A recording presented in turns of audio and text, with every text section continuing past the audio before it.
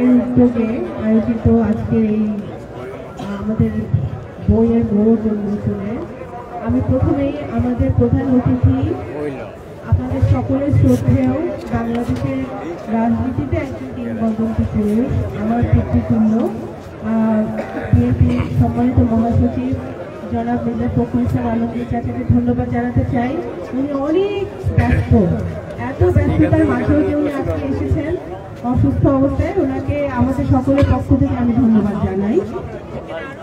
আছে আমাদের বিএনপির অন্যতম উপদেষ্টা রীতা আপা, আপনি সকলেই তাকে চেনেন। উপস্থিত আছে আমাদের অন্যতম উপদেষ্টা বীর মুক্তিযোদ্ধা আব্দুল সালাম ভাই, উপস্থিত আছে শহীদ দীপ্তি ভাই। আমি শহীদ দীপ্তি ভাইকে বিশেষভাবে ধন্যবাদ জানাতে চাই, কারণে যে উনি শহীদ রাষ্ট্রপতি জিয়া রহমানের বাড়ি, নামের বাড়ি, গাছতলি বাড়িটার আদলে একটা প্যাভিলিয়ন করবেন, এই আইডিয়াটা যে মাথায় এসছেন এবং যার সাথে যারা তাকে এটা করতে সাহায্য করেছে, গঠন করতে সাহায্য করেছে, তাদের সকলকে আমি ধন্যবাদ জানাই। যমুনা ইলেকট্রনিক্সের সুপার এক্সচেঞ্জ অফারে একের ভিতর 3 পুরনো বদলে নতুন নিন যমুনা ইলেকট্রনিক্স। এখানে উপস্থিত আছে আরো অনেক নেতৃবৃন্দরা, আমার সামনে মিডিয়ার ভাইরা, এবং এই বই আজকে যে 3টি বই উন্মোচিত হচ্ছে সেই 3টি বই সম্পাদনায় এবং সকল সহযোগিতায় আরো আরেকজন উপস্থিত আছেন উনি এই বইয়ের সকল প্রকার সহযোগিতা করেছেন, ধন্যবাদ জানাই।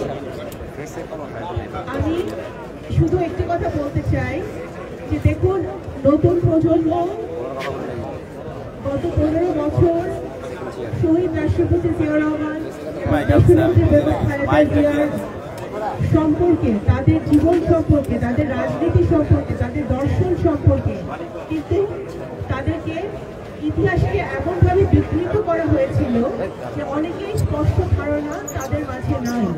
আজকে বহু বছর পরে বই মেলায় আমাদের ছেলেমেয়েরা, আমাদের বিভিন্ন শ্রেণী পেশার মানুষরা স্বাধীনভাবে হাঁটতে পারছে, বই লিখতে পারছে, বই পড়তে পারছে, নিজের মত প্রকাশ করতে পারছে। আমরা এমনও সময় পার করেছি যেখানে বই মেলার বাইরে একজন ব্লগারকে হত্যা করা হয়েছে, মুক্ত চিন্তার জন্য মানুষকে খুন করা হয়েছে, গুম করা হয়েছে, আইসিটি মামলায় তাদেরকে জেলে ভরা হয়েছে।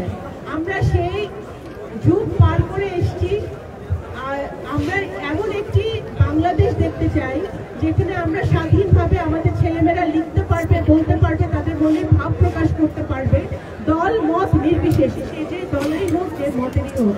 আমরা সেই বাংলাদেশ এই প্রজন্ম দেখতে চাই। এই 3টি বই প্রকাশ করার প্রধান কারণ হচ্ছে যে আমরা চাই যারা জিয়াউর রহমান সাহেবকে দেখে নাই, যারা মেজর জিয়াকে চেনে না, যারা রাষ্ট্রপতি জিয়াকে চেনে না, যারা ওনার স্বাধীনতার ঘোষণা শোনে নাই, যারা দেশনেত্রী বেগম খালেদা জিয়ার রাজনীতি, ওনার ত্যাগ, গণতন্ত্রের জন্য ওনার ত্যাগ, স্বৈরাচার বিরোধী আন্দোলনে ওনার যে অবদান, বাংলাদেশের গণতন্ত্রের জন্য যে অবদান, সেটা যে জানে না, এই ওনাদের যে বিভিন্ন সময় বিভিন্ন প্রেক্ষাপটে ওনাদের যে ভাষণ, ওনাদের যে কথাগুলো, এই ভাষণ, এই শব্দগুলোর মধ্য দিয়ে হয়তো আমাদের নতুন প্রজন্মের মাঝে শহীদ রাষ্ট্রপতি জিয়াউর রহমান এবং বেগম খালেদা জিয়ার সম্পর্কে একটি ভালো ধারণা তৈরি হবে। সেই কারণে এই প্রয়াস। আপনারা দোয়া করবেন যেন ভবিষ্যতে জিয়া স্মৃতি পাঠাগার থেকে আরো অনেক অনেক উন্নত মানের পাবলিকেশন, বই আমরা আসতে পারে। এবং সবচেয়ে বেশি ধন্যবাদ জানাই মহাসচিবকে, যিনি সবসময় জিয়া স্মৃতি পাঠাগারকে উনি সবসময় উনি প্রেরণা দিয়ে যাচ্ছেন, সহযোগিতা করে যাচ্ছেন। আমার আর বক্তব্য নেই, আমি বক্তব্য বলে শেষ করছি যে এই নতুন বাংলাদেশ আমরা 5ই অগস্টের পূর্বের বাংলাদেশ আর দেখতে চাই না।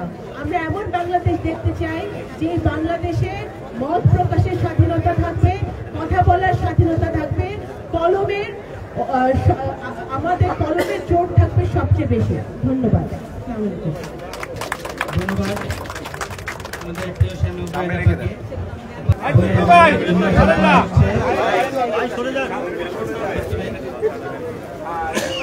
বইয়ের মোড়ক উন্মোচন করা হচ্ছে।